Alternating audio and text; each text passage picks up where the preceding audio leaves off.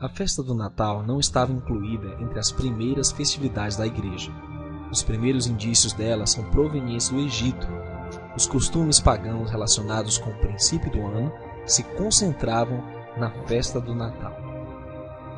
Orígenes, um dos chamados pai da Igreja, disse: "Não vemos nas Escrituras ninguém que haja celebrado uma festa ou celebrado um grande banquete no dia do seu natalício. Somente os pecadores, como Faraó e Herodes, celebraram com grande regozijo o dia em que nasceram neste mundo."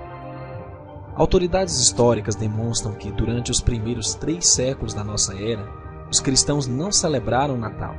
Esta festa só começou a ser introduzida após o início da formação daquele sistema que hoje é conhecido como Igreja Romana, isto é, no 4º século. Somente no 5º século foi oficialmente ordenado que o Natal fosse observado para sempre, como festa cristã, no mesmo dia da secular festividade romana, em honra ao nascimento do Deus Sol, já que não se conhecia a data exata do nascimento de Cristo. Se fosse da vontade do Pai que guardássemos e celebrássemos o aniversário do nascimento do Salvador, Ele não haveria ocultado sua data exata, nem nos deixaria sem nenhuma menção a esta comemoração em toda a Bíblia. Ao invés de envolvermos-nos numa festa de origem não encontrada na Bíblia, mas somente no paganismo, somos ordenados a adorar a Deus, a relembrar biblicamente a morte do nosso Salvador e a biblicamente pregar esta morte e seu significado, a vitoriosa ressurreição do nosso Salvador, sua próxima vinda gloriosa, sua mensagem de salvação para os que creem verdadeiramente e perdição para os não crentes verdadeiros. Quando ele nasceu, havia naquela mesma comarca pastores que estavam no campo e guardavam durante as vigílias da noite o seu rebanho. Lucas 2:8. Isso jamais pôde acontecer na Judéia durante o mês de dezembro. Os pastores tiravam seus rebanhos dos campos em meados de outubro e ainda mais à noite os abrigavam para protegê-los do inverno que se aproximava, tempo frio e de muitas chuvas.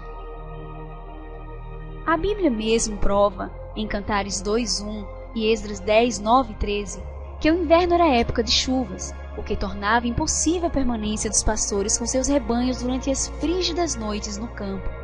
É também pouco provável que um recenseamento fosse convocado para a época de chuvas e frio. O Salvador nasceu na Festa dos Tabernáculos, a qual acontecia cada ano no final do 7º mês do calendário bíblico, e corresponde mais ou menos, pois o calendário é lunar, no mês de setembro do nosso calendário. A Festa dos Tabernáculos, ou das Cabanas, significava que o Criador estava habitando com seu povo. Foi instituída por ele como memorial para que o povo de Israel se lembrasse nos dias de perseguição pelo deserto, dias em que Yahvé habitou no tabernáculo no meio do seu povo. Levítico 23, 39 a 44 e Neemias 8, 13 a 18. Se o Salvador do mundo não nasceu em 25 de dezembro, quem nasceu então?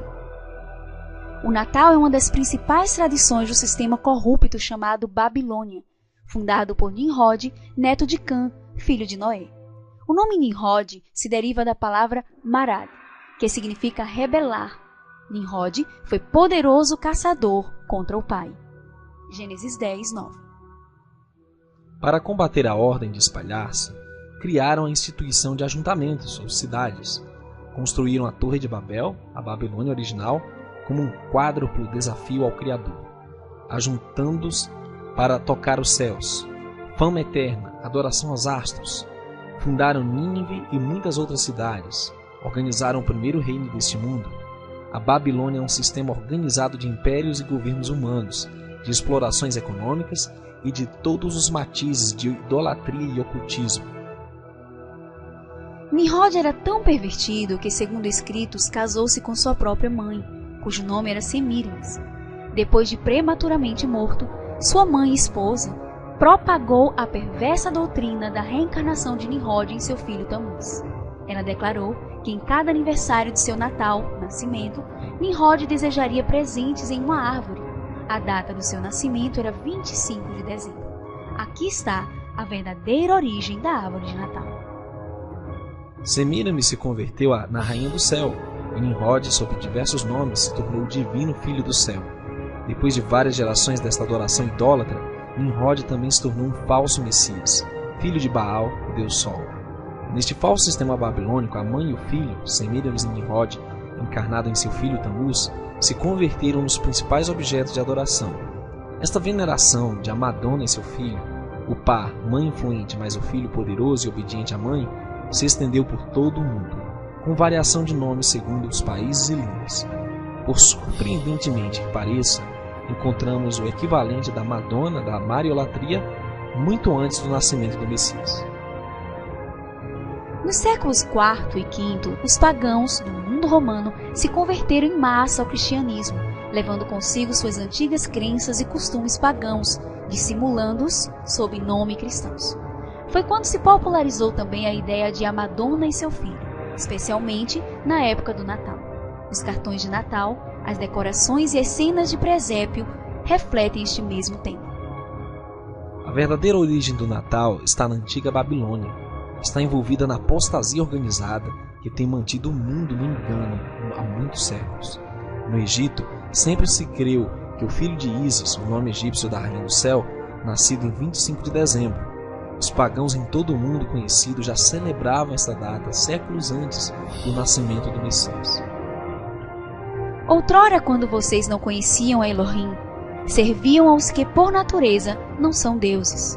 Mas agora, conhecendo Elohim, ou antes sendo conhecidos por Elohim, como vocês retornam outra vez a esses rudimentos fracos e pobres, aos quais de novo querem servir? Vocês guardam dias e meses e tempos e anos pagãos.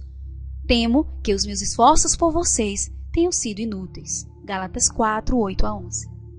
Aqui o apóstolo Paulo não se referia às festas do Criador, mas sim às festas pagãs, que incluem outros costumes pagãos, como guirlanda, velas, Papai Noel e tantos outros símbolos. A guirlanda, a coroa verde adornada com fitas e bolas coloridas que enfeitam as portas de tantos lares e de origem pagã. Dela disse Frederick J. Haskins em seu livro Respostas a Algumas Perguntas. A guirlanda remonta aos costumes pagãos de adornar edifícios e lugares de adoração para a festividade que se celebra ao mesmo tempo do atual Natal. A árvore de Natal vem do Egito e sua origem é anterior à era cristã. Também as velas são um símbolo tradicional do Natal. São uma velha tradição pagã, pois se acendiam ao ocaso para reanimar o deus Sol, quando este se extinguia, para dar lugar à noite.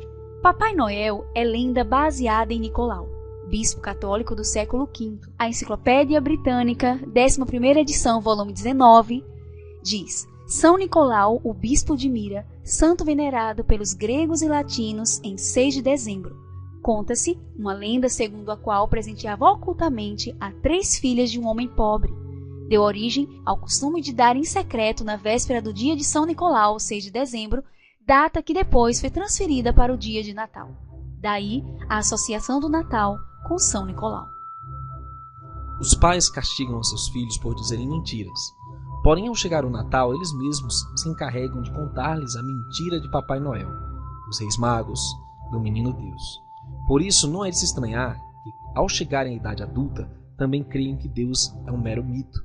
Certo menino, sentindo-se tristemente desiludido ao conhecer a verdade acerca de Papai Noel, comentou a um amiguinho: Sim, também vou me informar acerca do tal Jesus Cristo. É cristão ensinar às crianças mitos e mentiras? Iarro disse: Nem mentireis, nem usareis de falsidade cada um com seu próximo. Levítico 19:11. Ainda que a mente humana pareça bem e justificado ao Criador. Porém disse: há um caminho que parece direito ao homem, mas seu fim são os caminhos de morte. Provérbios 16:25.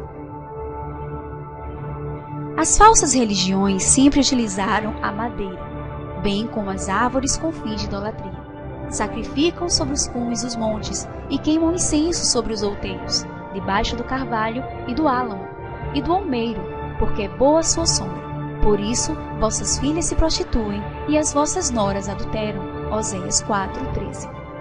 Não plantarás nenhuma árvore junto ao altar do Senhor teu Elohim, que fizeres para ti. Deuteronômio 16:21. Essas árvores ou pedaços de madeira serviam para adoração e culto doméstico. O pinheiro, símbolo natalino, possui a mesma conotação. Agora, leia esses textos de Jeremias 10 e me diga se não se aplicam à árvore de Natal. Ouvi a palavra que o Iarro vos fala a vós, ó casa de Israel. Assim diz o Iarro: não aprendais o caminho dos gentios, nem vos espanteis os sinais dos céus, porque com eles se atemorizam as nações, porque os costumes dos povos são vaidade. Pois corta-se do bosque um madeiro, obra das mãos do artífice, feita com machado, com prata e com ouro o enfeitam, com pregos e com martelos o firmam, para que não se mova. O que é a verdade? Yahushua disse que a sua palavra, a Bíblia, é a verdade. E a Bíblia diz que o Eterno não aceitará o culto de pessoas que, querendo honrar o Messias, adotem um costume pagão. Mas em vão me adoram, ensinando doutrina que são preceitos dos homens. Mateus 15:9. Mesmo no primeiro século, Paulo criticou aqueles que já estavam tentando incorporar seus feriados pagãos para a fé. Gálatas 4:8-11. Logo cedo, as festividades pagãs acabaram por substituir as festas bíblicas.